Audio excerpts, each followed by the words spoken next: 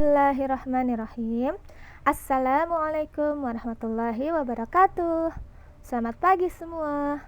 Bagaimana kabarnya hari ini? Alhamdulillah. Semoga selalu dalam keadaan sehat walafiat ya. Dan semoga yang sedang sakit segera diberikan kesembuhannya oleh Allah Subhanahu wa taala sehingga dapat bergabung kembali untuk belajar bersama. Nah, jumpa lagi hari ini, hari Rabu tanggal 28 Juli tahun 2021. Kali ini kita akan membahas mata pelajaran fikih. Siapkan LKS dan buku tulisnya ya. Simaklah video ini sampai selesai ya, karena di pertengahan atau di akhir video ada soal pertanyaan yang harus kalian jawab. Nah, sebelum lanjut memulai pelajaran, marilah kita membaca doa terlebih dahulu. Bismillahirrahmanirrahim. Rabbi zidni ilma warzuqni fahma. Amin. Bab pertama yaitu makanan halal dan haram. Makanan merupakan kebutuhan pokok bagi setiap manusia. Allah Subhanahu wa taala telah menciptakan hewan-hewan dan tumbuhan di bumi ini untuk manusia. Sebagai umat Islam, kita harus mengonsumsi makanan yang halal dan baik serta menjauhi makanan haram sesuai yang disyariatkan agama Islam. Yang pertama di sini adalah makanan halal. Ini contoh makanan halal. Makanan halal adalah semua makanan yang boleh dimakan umat Islam sesuai yang diperintahkan oleh Allah Subhanahu wa taala dan Rasulullah Shallallahu alaihi wasallam. Makanan halal bisa dibagi menjadi dua macam, yaitu yang pertama, halal menurut zatnya adalah makanan yang bendanya jelas halal, baik dan bermanfaat bagi kesehatan, tidak merusak badan dan akal pikiran, serta tidak kotor dan tidak menjijikan. Seperti nasi, daging ayam, ikan, dan sayur-sayuran. Dan masih banyak lagi contoh makanan halal lainnya ya. Kriteria makanan halal sesuai dengan tuntunan Islam. Yang pertama, halal menurut zatnya, artinya tidak dilarang dalam Al-Quran dan hadis. Yang kedua, tidak menjijikan atau tidak kotor.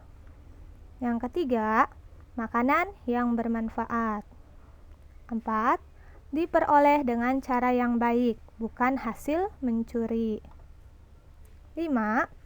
Makanan yang tidak membahayakan kesehatan jasmani dan tidak merusak akal, moral, dan akidah. 6. Tidak bercampur dengan zat yang membahayakan tubuh. Contohnya tidak bercampur dengan formalin atau boraks karena bahan tersebut dapat membahayakan tubuh. Yang kedua, halal menurut cara memperolehnya.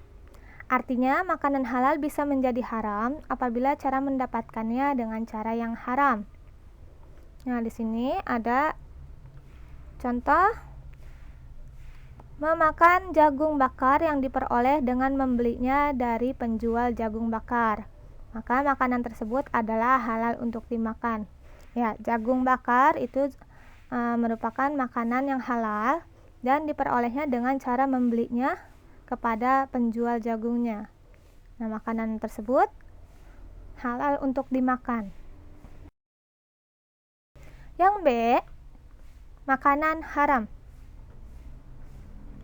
Makanan haram adalah makanan yang dilarang untuk dikonsumsi menurut syara atau hukum Islam yang tertuang dalam Al-Quran dan hadis. Setiap yang dilarang oleh syara pasti bahaya atau ada mudaratnya. Dan meninggalkannya pasti ada hikmah dan akan mendapat pahala.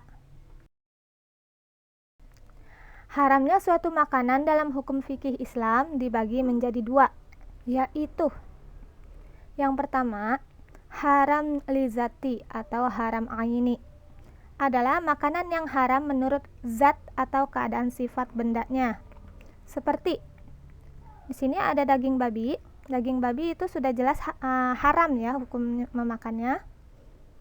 Darah juga haram dan bangkai. Lagi di sini bangkai tikus itu haram. Yang kedua ada haram sababi atau sebab. Maksudnya, hukum asal makanan itu sendiri adalah halal, akan tetapi akan berubah menjadi haram karena adanya sebab yang menjadikan haramnya makanan tersebut. Seperti makanan yang asalnya halal seperti ikan bisa menjadi haram apabila digoreng menggunakan minyak babi. Berikut adalah contoh makanan haram secara sababi atau sebab. Yaitu makanan yang bercampur dengan minyak babi, makanan busuk yang diolah kembali, makanan dari hewan halal namun menyembelihnya tidak secara islami, buah-buahan yang halal kemudian diolah yang dapat membahayakan kesehatan tubuh menjadi makanan atau minuman yang haram. Contohnya minuman yang dapat memabukkan. Ciri-ciri suatu makanan yang diharamkan yaitu 1. Makanan itu membahayakan. 2. Melemahkan dan merusak akal. 3. Mendatangkan kerusakan terhadap jiwa ataupun raga manusia. 4. Memabukkan. 5. Menjijikan. Nah, ini semua adalah ciri dari makanan. Berdasarkan ciri di atas, terdapat makanan yang haram untuk dimakan seperti bangkai binatang, yaitu binatang yang mati karena tidak disembelih kecuali ikan dan belalang. Yang kedua, darah dari binatang meskipun sudah dibekukan seperti saren. Yang 3, makanan yang buruk, menjijikan atau najis seperti kecoa, lalat, tikus, dan lain-lain. 4. Daging babi. 5. Makanan yang memabukkan. 6. Hewan yang disembelih tidak karena Allah Subhanahu wa Ta'ala. Sekalipun hewan itu halal, tapi kalau disembelihnya tidak karena Allah, maka makanan tersebut adalah haram untuk dimakan. 7. Makanan atau zat yang membahayakan, seperti makanan yang mengandung racun, alkohol, makanan basi, dan sebagainya. Nah, di sini ada contoh makanan yang haram untuk dimakan. Contohnya ada roti yang dihinggapi lalat. Roti tersebut asalnya adalah halal, namun dia banyak dihinggapi oleh lalat dan akan menimbulkan penyakit apabila kita memakannya, karena lalat di sini merupakan sumber penyakit yang dia bawa. Yang kedua ada kecoa. Kecoa ini menjijikan. Yang ketiga ada racun. Sudah jelas racun ini dapat membahayakan tubuh. Nah, itu tadi kita sudah membahas tentang pengertian makanan halal dan haram. Insya Allah minggu depan kita membahas kembali tentang makanan dan haram. Hari ini kerjakan soal latihan. Perintahnya adalah salinlah pertanyaannya ke buku tulis dan isilah dengan jawaban yang tepat. Soal pertama, makanan halal adalah 2. Makanan halal terbagi menjadi 2, yaitu 3. Dia membeli ubi bakar langsung dari pembelinya, maka makanan tersebut adalah titik-titik untuk dimakan. 4. Makanan haram adalah 5. Johan memakan makanan yang diperoleh dari warung tanpa sepengetahuan pemiliknya, maka makanan tersebut adalah titik-titik untuk dimakan. Silahkan kerjakan soal latihan ini di buku tulis. Jangan lupa disalin pertanyaannya dan jawablah dengan jawaban yang tepat. Selamat mengerjakan tugas.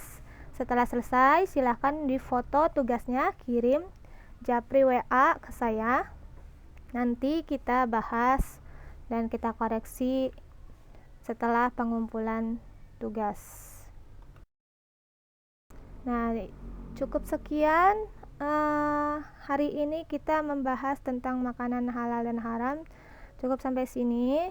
Insya Allah nanti kita belajar lebih lanjut lagi membahas tentang makanan halal dan haram. Mudah-mudahan semuanya sehat dan dapat mengikuti pelajaran bersama-sama kembali. Kurang lebihnya mohon dimaafkan karena kita masih sama-sama belajar, masih banyak kekurangan.